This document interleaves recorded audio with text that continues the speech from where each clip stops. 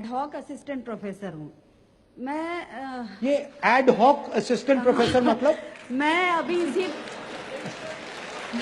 आपने बहुत अच्छा क्वेश्चन उठाया है।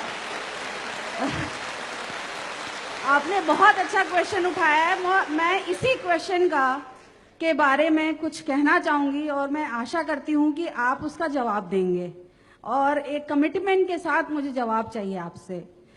मैं 11 साल से दिल्ली विश्वविद्यालय में सन 2006 से लगभग सन 2006 से मैं दिल्ली विश्वविद्यालय में एडहॉक असिस्टेंट प्रोफेसर के पद पे इकोनॉमिक्स डिपार्टमेंट में पढ़ा रही हूँ। मैं आपके सवाल का जवाब पहले ही दे दूं? नहीं सर, ये एडहॉक निकाल देना चाहिए। नहीं सर, ये हमारे ऊपर बदनुमा दाग है जिसे हम मिटाना चाहते हैं और इसी उम्मीद से हम यहाँ पर आए हैं।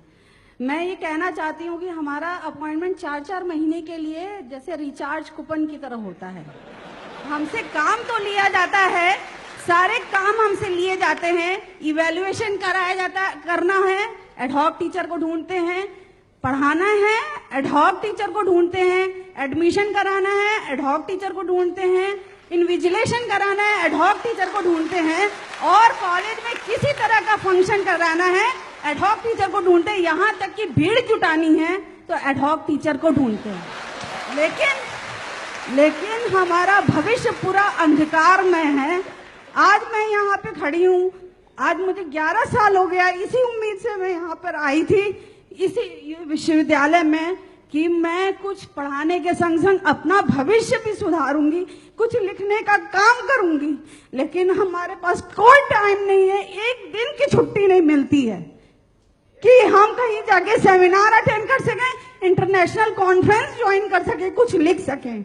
अगर बेटा बीमार होता है तो हम या उसको देखें कि हम अपनी बीमारी पे हम अपना ध्यान रखें। कोई मैटरनिटी लीव, सीजेरियन डिलीवरी में भी नेक्स्ट डे हमको फोन करके बुलाया जाता है कि आप आइए कॉलेज ज्वाइन कीजिए। ये हमारी हालत है।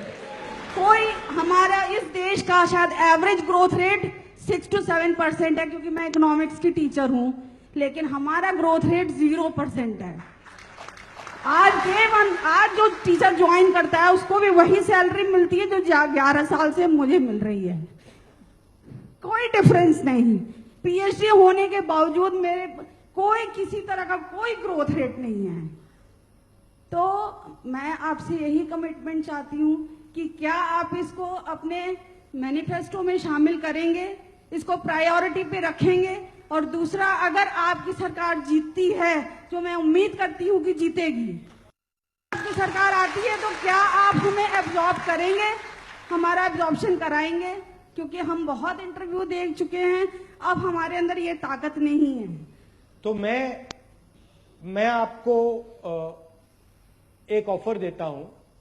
हमारा मैनिफेस्टो बन रहा है, आप जो लोग बना रहे हैं, आप एक डेलीगेशन लेकर आप उनको क्लियरली बताइए कि आपकी उनसे क्या एक्सपेक्टेशन है, ठीक है?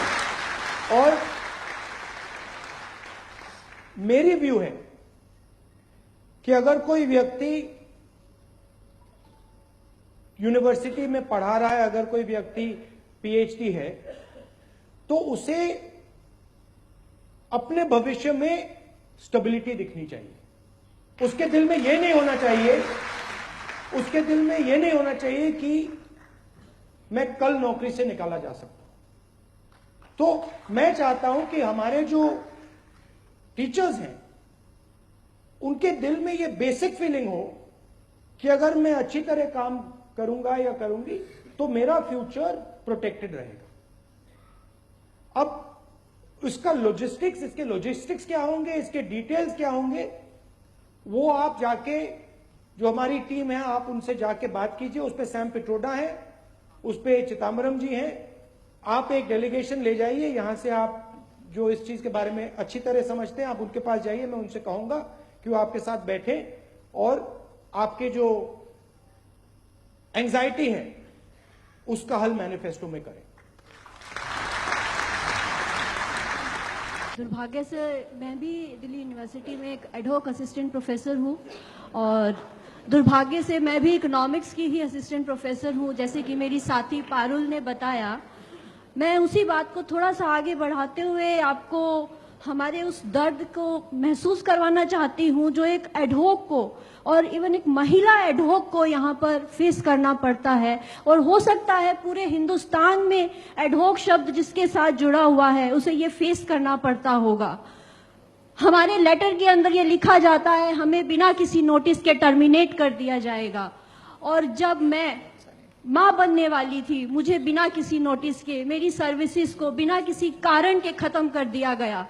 उस ट्रॉमा में जाने के बाद मैंने अपने बच्चे को भी खोया 8.5 महीने पर।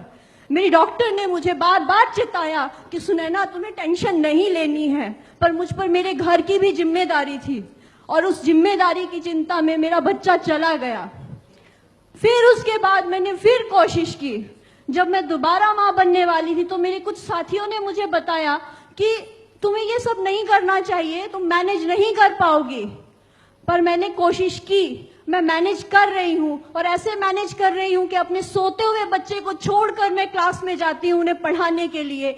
मेरे पास कोई लीव नहीं है। हमें 2 या 3 सीएल मिलती हैं। उन 2 या 3 सीएल में या तो हम बच्चे का ध्यान रख सकते हैं, उसे ही आप सीसीएल मान लीजिए, उसे ही आप मैटरनिटी मान लीजिए, आप उसे कुछ भी मान सकते हैं। आपके लिए अपने लिए कुछ नहीं है, वही आपके बच्चे के लिए है, वही परिवार के लिए है, वही सबके लिए है।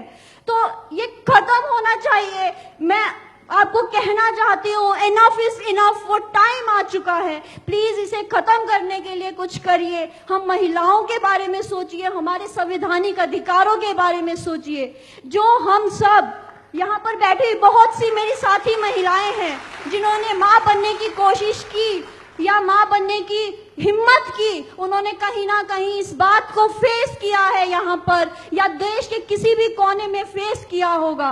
तो मैं आपसे कहना चाहती हूँ ये आगे नहीं होना चाहिए। जिस सामाजिक ट्रॉमा में ये पीढ़ी गुजर रही है वो आगे नहीं होना चाहिए। नहीं तो जो बेटी बचाओ बेटी पढ़ाओ जो कहते हैं, ना ही तो बेटी बच रही है और ना ही कोई बेटी को पढ़ाएगा इसके बाद, क्योंकि उसके लिए कोई सिक्योरिटी नहीं है इस देश में, इस समाज में, जहां पर माँ को भगवान का दर्जा दिया गया था। इसलिए मेरी आपसे गुजारिश है कि आप इसके ऊपर अवश्य कुछ कीजिएगा। धन्यवाद।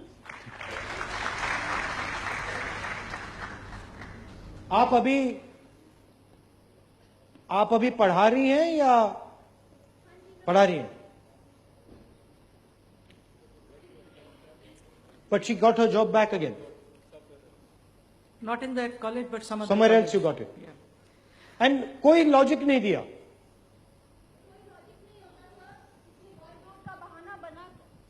वर्कलोड का बहाना बनाकर आप जब वो देखा जाता है कि कोई वुमेन कैंडिडेट आपका उस कंडीशन में चला गया है, फैमिली वे में चला गया है, तो कोई भी बहाना बनाकर कि हमारे पास अब, क्योंकि आपके लेटर में लिखा गया है वो आपके लिए बाउंड नहीं है आपको सर्विसेज प्रोवाइड करने के लिए, तो वो आपको कुछ भी बहाना बना तो नेक्स्ट सेमेस्टर में ज्वाइन नहीं करवाएंगे, 120 दिन के बाद ज्वाइन नहीं करवाएंगे।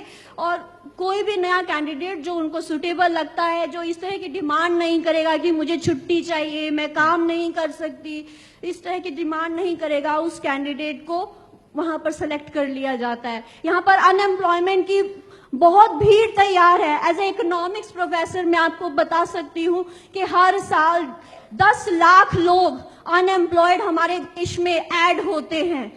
तो एक हटेगा दूसरा आएगा, उनको कोई कमी नहीं है इस बात की।